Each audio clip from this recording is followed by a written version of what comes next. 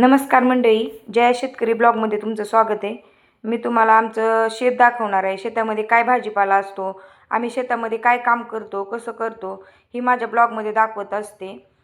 डाळिंबाच्या शेतामध्ये बघा, इतकं छान डाळिंब आले आपलं। तर बघा किती छान मस्त डाळिंब आले।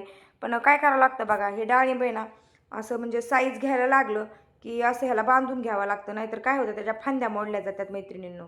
तर बघा किती छान किती मस्त वाटते ही डाळिंबाची बाग।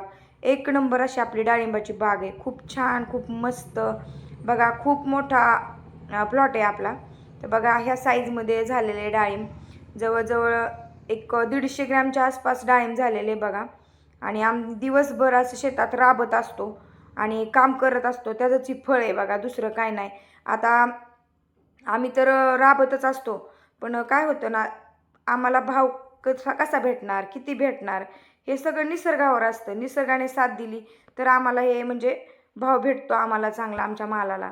तर चला आता शेतातच तुम्हाला घेऊन चाललेले मस्तपैकी। हे आपली कडवाळे बघा, जनावरांसाठी केलेले। आपल्याकडे जनावर पण भरपूर सारी येतं, त्यामुळं ना असं जनावरांना खायला पण करावं लागतं। सगळे म्हणतात बरं का, शेतकरी जगाचा पोशिंदा आहे पोशिंदा आहे। मला खरंच सांगा कमेंट करून, शेतकरी खरंच जगाचा पोशिंदा आहे? तर शेतकऱ्याच्या जो माल आहे त्याला भाव का नाही, हे मला खरंच खूप असं वाईट वाटतं शेतकऱ्याचं। आणि बघा आपल्या शेतामध्ये अशा खूप छान अशा मिरच्या येतं, मिरच्या पण पिकायला लागलेल्या आहेत। मे महिना जरी असला ना तरी आणखीन आपली शेती हिरवीगार आहे। पाहू शकता तुम्ही, मिरच्या एकदम अशा लखडलेल्या आहेत भरपूर साऱ्या बघा। आणि मस्त अशा ताज्या ताज्या मिरच्या घरी न्यायच्या आणि मस्त ठेचा करायचा, किती मस्त वाटतं ना खायला सुद्धा हे ताजं। हे मात्र नक्कीच शेतकऱ्याच्या नशिबात आहे बरं का। दुसरं काय असेल नाही नसेल मी सांगू शकत नाही, पण हे ताजं खाणं आणि बिगर केमिकलचं खाणं हे नक्कीच शेतकऱ्याच्या नशिबात आहे बघा।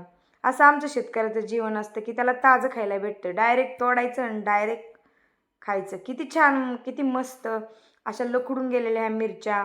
आणि विशेष म्हणजे आम्ही ह्याला ना केमिकलची खतं अजिबात घालत नाही बरं का। आपलं जे शेणखतं असतं ना तीच घालतो, कारण भरपूर सारी जनावरं येतं, केमिकलची गरजच काय आहे ना, बिगर केमिकलचं पिकवायचं मस्तपैकी। आणि बघा किती छान अशा मिरचीला आलेल्या आहेत त्या भरपूर साऱ्या, खूप छान मिरचीची झाडं तुम्हाला दाखवते मी। अख्खाच मिरचीचा प्लॉट ते पलीकडे दिसतंय ना तुम्हाला, ते सगळे नारळ आहेत बघा।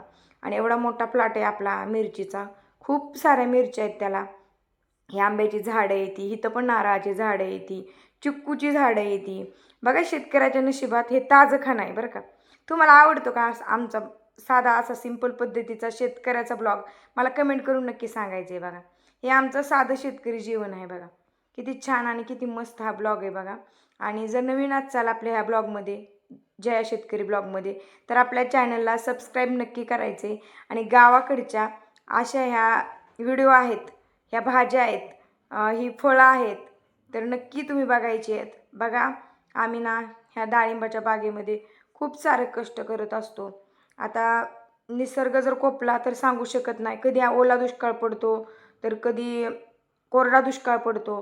तर बघा आता मे महिन्यामध्ये सुद्धा आता आहे सगळं परफेक्ट, माहीत नाही आता इथून पुढं काय होईल ते मी नाही सांगू शकत। पण आता सध्या तर ना खूप छान असं मस्त आपली ही मोठी बाग आहे, तुम्हाला दाखवते।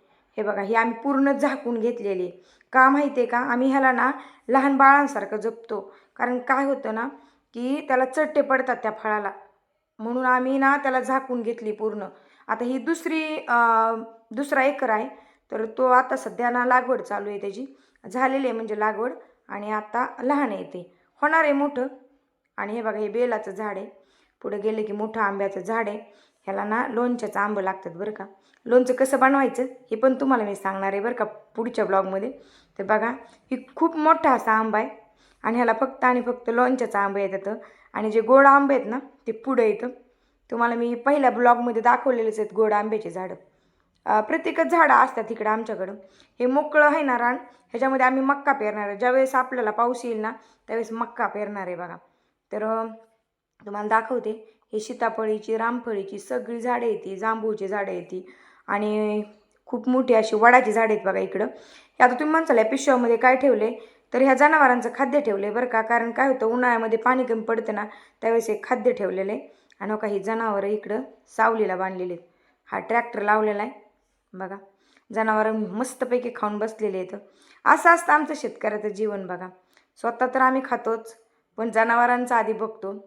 चला तुम्हाला दाखवते. मस्तपैकी हे आमचे मालक आहेत आणि ते जनावरांकडेच आलेले आहेत. तुम्हाला मी दाखवते. पुढचं इकडलं तुम्हाला दाखवली डाळिंब, पुढं पण डाळिंब आहे. ही पण झाकलेली आहे. पूर्ण झाकावी लागते आणि लहान बाळासारखं तिला सांभाळावं लागतं आणि खूप सारं असं म्हणजे कष्ट करावं लागतं, तरच त्याचं फळ भेटतं. पण ते पण निसर्गावर असतं. निसर्गाने ठरवायचं आम्हाला नुकसान घ्यायचं की नफा द्यायचा. तर आम्ही अजिबात सुद्धा दुसऱ्याला दोष देत नाही. आम्ही आमच्या नशिबाला दोष देतो आणि अशीही शेतामध्ये काम करतो. खूप सारं घाम गाळतो, कष्ट करतो. तर बघा हे दुसऱ्या प्लॉटमध्ये आणलेलं आहे तुम्हाला. हा पण पूर्ण झाकलेला आहे. कारण झाकायचं का माहिती आहे का, हे जर उन्हाचा तडाखा बसला ना तर फळाला चट्ट पडतात. तर बघा ही झालं. आता ही मिरच्या आहेत. खूप छान आणि खूप मस्त अशा मिरच्या आहेत ह्या मगाच्या होत्या ना तर तिखटाच्या होत्या. ह्या तिखटाच्या मिरच्या नाहीत बरं का. ह्या ना अशा भावनागरी म्हणतात याला. आम्ही भाजीसाठी वापरतो मिरची बघा. खूप छान मिरची चवीला लय भारी असते आणि अजिबात सुद्धा तिखट नसते. त्यामुळे लय छान होतं. इथं मिरचीचा ठेचा म्हटलं तरी आणि मसाला मिरची म्हटलं तरी लयच भारी होते. एक नंबर. आणि साधी मिरची पण आहे बरं का आपल्याकडं. तुम्हाला साधी पण दाखवली, मगाच पण दाखवली. हाय इथं पण दाखवते बघा. ही काळी मिरची आहे ना, ही आम्ही तिखटाला वापरतो. ही वाळवून ना चांगली लाल झाली ना वाळवून मस्तपैकी तिखटाला वापरतो बघा. बघा किती मिरचीला असे घसचे घस लागलेले आहेत. म्हणजे खूपच छान आणि खूपच मस्त. एक नंबर हा ब्लॉग.